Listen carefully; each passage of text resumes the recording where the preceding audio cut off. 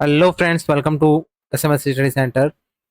आज मैं आपको बताने वाला हूँ Rajasthan staff selection board Jaipur means RSSB Jaipur के द्वारा दो नोटिफिकेशन निकाले गए हैं। पहला नोटिफिकेशन है list of candidate selected for filling detailed scrutiny form of DV, और दूसरा है आपका instruction and general guidelines for scrutiny form. जो आईए का एग्ज़ाम हुआ था और जो अभी रिजल्ट आया था आईए का, मीन्स आपका टाइपिंग टेस्ट का जो रिजल्ट आया था, उसके बाद में एसबी के द्वारा दो नोटिफिकेशन निकाले गए हैं। पहला नोटिफिकेशन है लिस्ट ऑफ कैंडिडेट, मीन्स जो स्टूडेंट पास किए गए हैं डीवी के लिए उनकी लिस्ट आई है। और दूसरा है इंस्ट्रक्शन और general guideline for scrutiny form, means आपको स्क्रूटनी फॉर्म कैसे भरना है, उसके अंदर आपको क्या क्या सावधानी रखनी है, वो सारी चीज़ें।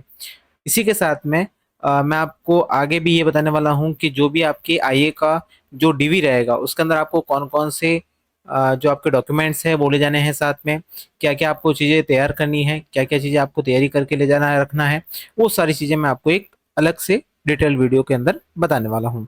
तो स्टार्ट करते हैं आज के वीडियो को। सबसे पहले देखते हैं नोटिफिकेशन जो है सेलेक्टेड कैंडिडेट का। ओके, सबसे पहले हम देखते हैं, यहाँ पर लिखा है कि जो RSSB है उसने जो भी आईए की परीक्षा कराई थी उसके अंदर जो भी स्टूडेंट पास आउट हुए थे उनमें से कितने स्टूडेंट को पास किया गया है, यहाँ पर 1.5 स्टूडेंट्स को। ओके, सूचना सहायक भर्ती परीक्षा 2023 हेतु विभाग के आदेश क्रमांक F2201 DOITC एंड 2024 11603 111 600 दिनांक 15/10/2024 के अनुसार मैं ऑनलाइन विस्तृत आवेदन सह परीक्षा फॉर्म मीन्स स्क्रूटनी फॉर्म भरवाए जाने हेतु राजस्थान कर्मचारी चयन बोर्ड द्वारा टंकन गति में सफल घोषित अभ्यर्थियों में से शनिवार वरीयता अनुसार गैर अनुसूचित क्षेत्र एवं अनुसूचित क्षेत्र से लगभग 1.5 गुना अभ्यर्थियों की सूची निम्नानुसार है।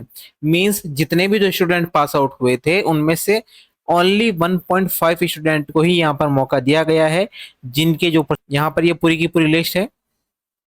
आप RSSB की जो ऑफिशियल वेबसाइट है वहां से जाके डाउनलोड कर सकते हैं। और इसी के साथ में मैं इस वीडियो के जो कमेंट में इस लिस्ट को अपलोड कर दूंगा। ओके, नेक्स्ट दूसरा नोटिफिकेशन क्या कहता है हमारा। पहले इस नोटिफिकेशन को पूरा देख लेते हैं। ये 1.5 स्टूडेंट को यहाँ पूरी लिस्ट आपके सामने दे रखी है। टोटल आपके पेज है 12। ओके, सबसे लास्ट में क्या लिखा है वो भी मैं आपको बता देता हूँ। उक्त सभी अभ्यर्थियों को दस्तावेज सत्यापन हेतु ऑनलाइन विस्तृत आवेदन सह परिनिरीक्षा फॉर्म मींस स्क्रूटनी फॉर्म भरना अति आवश्यक है। मींस आप ये जो भी स्टूडेंट है, अगर इन्होंने 1.5 जो 1.5 टाइम्स स्टूडेंट है, अगर इन्होंने स्क्रूटनी फॉर्म नहीं भरा या किसी कारणवश ये नहीं भर पाए, तो आगे जब पोस्ट अगर वैकेंट रहती है तो जो बचे हुए स्टूडेंट हैं उनमें से वापस से एक लिस्ट निकाली जाएगी और उन स्टूडेंट को डीवी के लिए मौका दिया जाएगा।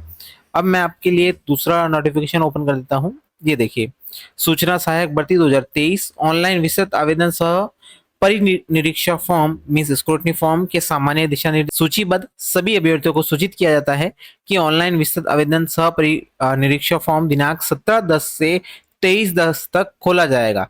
केवल आपको टाइम दे रखा है 17 अक्टूबर से लेकर 23 अक्टूबर तक। ऑनलाइन विशद आवेदन सह परिनिरीक्षा फॉर्म के साथ मूल दस्तावेज को ऑनलाइन आवश्यक रूप से अपलोड किए जाने हैं। अभ्यर्थियों द्वारा निर्धारित शुल्क का भुगतान भी ऑनलाइन ही किया जाना है। मीन्स आपका इसमें साथ में पेमेंट भी लगेगा जो आपको यहाँ पर फिल आउट करना है। अभ्यर्थी ऑनलाइन विशद आवेदन के साथ निम्नलिखित आवश्यक मूल दस्तावेज को स्कैन करवाकर रंगीन स्कैन दस्तावेज ही अपलोड करना सुनिश्चित करें। मीन्स आपका जो भी डॉक्यूमेंट है आप उसकी फोटो कॉपी अपलोड ना करें, आपको वहां पर उसको जो रंगीन मीन्स आपका जो ओरिजिनल मार्कशीट है या आपका जो ओरिजिनल सर्टिफिकेट है वो आपको वहां पर अपलोड करना है। ई मित्र कियोस्क द्वारा गलत सूचना दस्तावेज अपलोड किए जाने की स्थिति में यदि आवेदक की पात्रता प्रभावित होती है तो इसकी संपूर्ण जिम्मेदारी आवेदक अभ्यर्थी की ही होगी। देखिए, कई बार ये होता है कि आप ई मेथड से भरवाते हैं या किसी कियोस्क से भरवाते हैं, तो वहां पर आपका ये रहता है कि सर उन्होंने ये इन्फॉर्मेशन है वो गलत सबमिट कर दी थी, या फिर उनके द्वारा मेरे नाम के अंदर कुछ गड़बड़ी हो गई थी, या मेरा जो भी आपने वहां पर जो गलती की होती है तो उसकी पूरी की पूरी जो जिम्मेदारी है वो आवेदक या अभ्यर्थी की ही होगी। ठीक है ना। आपको वहां पर पूरा फुल एंड फाइनल चेक करना है, देखना है कि आपका कोई गलती तो नहीं है, ठीक है। उसके बाद में ही फाइनल सबमिट किया जाना है। अब यहाँ पर क्या क्या चीजें आपको यहाँ पर अपलोड करनी है, सबसे पहला है अंक पत्र एवं प्रमाण पत्र सेकेंडरी के, अंक पत्र एवं प्रमाण पत्र सीनियर सेकेंडरी के, अंक पत्र स्नातक सभी सेमेस्टरों के, प्रमाण पत्र उपाधि स्नातक की, अंक पत्र अधिस्नातक यदि है आपका, प्रमाण पत्र उपाधि अधिस्नातक की, अंक पत्र कंप्यूटर योग्यता संबंधी डिग्री डिप्लोमा प्रमाण पत्र, ठीक है ना। फिर वापस से प्रमाण पत्र या उपाधि कंप्यूटर संबंधी डिग्री डिप्लोमा या प्रमाण पत्र।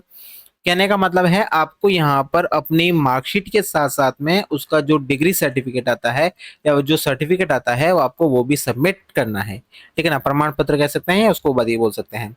उसी के साथ में आपको मूल निवास, जाति प्रमाण पत्र, अन्य प्रमाण पत्र जैसे कि आपका दिव्यांगजन का हो गया है, उत्कर्ष खिलाड़ी का हो गया है, विधवा का हो गया है, ठीक है ना, परित्यक्ता का हो गया है, संतान संबंधी हो गया है, भूतपूर्व सैनिक हो गया है, राजकीय कर्मचारी में अगर पहले से है तो उसकी एनओसी आपको वहां पर अपलोड करनी है, एवं चरित्र प्रमाण पत्र, ठीक है। उसके साथ में दो राजपत्रित अधिकारियों से सत्यापित होना चाहिए आपका चरित्र प्रमाण पत्र। जो फॉर्मेट है मैं आपको वहां पर बता दूंगा।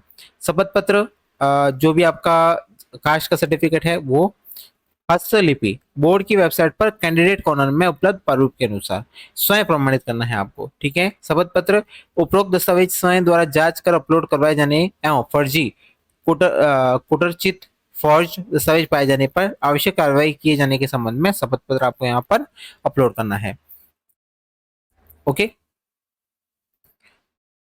फिर यहाँ पर स्क्रूटनी फॉर्म बनने हेतु ध्यान देने योग्य विशेष बिंदु कौन कौन से हैं। विस्तृत आवेदन भरने से पूर्व बोर्ड की वेबसाइट www.rsmssb.rajasthan.gov.in पर अंतिम चयन हेतु विस्तृत आवेदन सह परिनिरीक्षा प्रपत्र भरने हेतु आवेदकों के लिए आवश्यक निर्देश एवं सूचना सहायक भर्ती परीक्षा 2023 के लिए दिनांक 16/1/2023 को जारी विज्ञापन संख्या 1/2023 का ध्यान पूर्वक अध्ययन कर ले। मींस जो भी आपका नोटिफिकेशन है उसको अच्छे से पढ़ ले, नोटिफिकेशन क्या था आपका, उसके अंदर क्या क्या चीजें थी, और यहाँ पर जो मैं आपको जो भी गाइडलाइन बता रहा हूं उस गाइडलाइन को आपको यहाँ पर फॉलो करना है। दस्तावेज सत्यापन हेतु अभ्यर्थी द्वारा स्वप्रमाणित शपथ पत्र दिया जाएगा कि ऑनलाइन अपलोड किए गए समस्त दस्तावेज उनकी जानकारी में सही है, ठीक है ना, फॉर्ज नहीं है। सभी दस्तावेज ऑनलाइन उपलब्ध चेकलिस्ट क्रम में ही अपलोड करें। फॉर्ज दस्तावेजों के प्रकरणों में संबंधित विभाग द्वारा अभ्यर्थी के विरुद्ध एफआईआर दर्ज करवाई जाएगी। दस्तावेज सत्यापन के समय हस्तलिपि की जांच हेतु हिंदी एवं अंग्रेजी भाषा में अभ्यर्थी द्वारा स्व हस्तलिखित पैराग्राफ अपलोड करें। विस्तृत आवेदन में अपलोड की जाने वाली फोटो एवं आवेदन में अपलोड की गई फोटो समान होनी चाहिए। हस्ताक्षर आवेदन में किए गए हस्ताक्षर के समान होने चाहिए। एक पीडीएफ में एक ही प्रकार का दस्तावेज क्रम में अंक तालिका प्रथम, प्रथम की पूरक यदि हो, द्वितीय तृतीय सेमेस्टर आदि को स्कैन करें। अलग अलग प्रकार के दस्तावेज निर्धारित स्थान पर ही अपलोड करें। देखिए यहाँ पर क्या दे रखा है कि जो भी आपके दस्तावेज है, जैसे कि मैं बात करता हूँ, जैसे 10th की मार्कशीट है तो वहां पर आपको 10th की मार्कशीट को ही अपलोड करना है। उसके बाद में जैसे आपकी डिग्री है, डिग्री की जो मार्कशीट है उसको वहां पर अपलोड करना है। फिर वहां पर उसका जो अगर सर्टिफिकेट है, आपकी जो डिग्री है, ठीक है ना, वो आपको वहां पर अपलोड करना है। अभ्यर्थी समस्त दस्तावेज न्यूनतम 500 केबी से अधिकतम 200 एमबी तक, सॉरी 2 एमबी तक, 200 एमबी नहीं 2 एमबी के साइज में फ्लैट स्कैनर, कंप्यूटर स्कैनर से रंगीन स्कैन कर पीडीएफ अपलोड करें। Black and white, grey scale, blur, filter लगाए गए अथवा मोबाइल से स्कैन किए गए टेढ़े मेढ़े एवं वाटरमार्क का ऑनलाइन वेब टूल्स का प्रयोग कर श्रिंक किए गए अस्पष्ट दस्तावेज के पीडीएफ मान्य नहीं किए जाएंगे। आवेदन में समस्त सूचनाएं पूर्ण विवेक से सोच समझकर भरें तथा जांच कर दस्तावेज अपलोड करें। अभ्यर्थी को उक्त में त्रुटि होने पर किसी प्रकार का पत्राचार नहीं किया जाएगा, ना ही सुधार का अन्य कोई अवसर प्रदान किया जाएगा। देखिए बोर्ड की तरफ से पहले ही यहाँ पर क्लियर कर दिया गया है कि आपके द्वारा अगर कोई भी यहाँ पर डॉक्यूमेंट के अंदर कुछ छेड़छाड़ की जाती है या डॉक्यूमेंट को आप सही तरीके से अपलोड नहीं करते हैं तो वो समस्त जिम्मेदारी आवेदक की होगी या अभ्यर्थी की होगी। ऑनलाइन पोर्टल से संबंधित किसी भी तकनीकी समस्या के लिए 014127222520 पर या फिर 27222521 पर संपर्क करें। पात्रता एवं जांच एवं दस्तावेजों के संबंध में विभाग के दूरभाष संख्या 21303 अथवा ईमेल आईडी IEexam2023.doit@rajasthan.government.in पर संपर्क करें। समस्त अभ्यर्थियों को निर्देशित किया जाता है कि आवेदन पत्र में भरे गए मोबाइल, ईमेल एवं बोर्ड की वेबसाइट https://rsmssb.rajasthan.government.in एवं सूचना प्रौद्योगिकी और संचार विभाग की वेबसाइट doitc.rajasthan.government.in का नियमित अवलोकन करते रहें तथा समय समय पर जारी दिशा निर्देशों का पालन करें। उक्त प्रक्रिया में किसी अभ्यर्थी द्वारा गलत सूचना या दस्तावेज प्रस्तुत किए जाने पर पात्रता पर विचार नहीं किया जाएगा। बोर्ड विभाग द्वारा जारी निर्देशों की पालना के अभाव में यदि किसी भी अभ्यर्थी की पात्रता प्रभावित होती है तो इसकी समस्त जिम्मेदारी अभ्यर्थी की होगी। देखिए, बोर्ड की तरफ से पहले ही यहाँ पर स्पष्ट कर दिया गया है कि अगर कोई भी आप यहाँ पर गलती करते हैं, त्रुटि करते हैं, तो वो सारी की सारी जिम्मेदारी आपकी होने वाली है। समस्त अभ्यर्थियों को यह भी निर्देशित किया जाता है कि दस्तावेज सत्यापन हेतु संबंधित विभाग द्वारा तिथि घोषित किए जाने की सूचना प्राप्त किए जाने हेतु सूचना प्रौद्योगिकी और संचार विभाग की वेबसाइट doitc.rajasthan.government.in पर निरंतर अवलोकन करते रहे हैं। देखिए, यहाँ पर पहले ही बोल दिया गया है कि जो राजस्थान सरकार की संचार विभाग की जो वेबसाइट है, आपको उसका निरंतर यहाँ पर अवलोकन करते रहना है। मीन्स आपको वहां पर रेगुलर उसको बेसिस पे देखते रहना है कि वहां पर कोई और नोटिफिकेशन तो उससे रिलेटेड नहीं आया है। ओके, तो ये थी मेरी तरफ से इंफॉर्मेशन, जिसके अंदर मैंने आपको सबसे पहले तो कैंडिडेट की लिस्ट बताई है कि जो भी कैंडिडेट पास किए हैं डीवी के लिए उन सब की यहाँ पर रोल नंबर लिस्ट आ चुकी है। दूसरा है यहाँ पर गाइडलाइन कि यहाँ पर आपको फॉर्म कैसे बनना है, क्या क्या चीजें हैं, ठीक है ना, और यहाँ पर आपको कौन कौन से डॉक्यूमेंट को अपलोड करना है।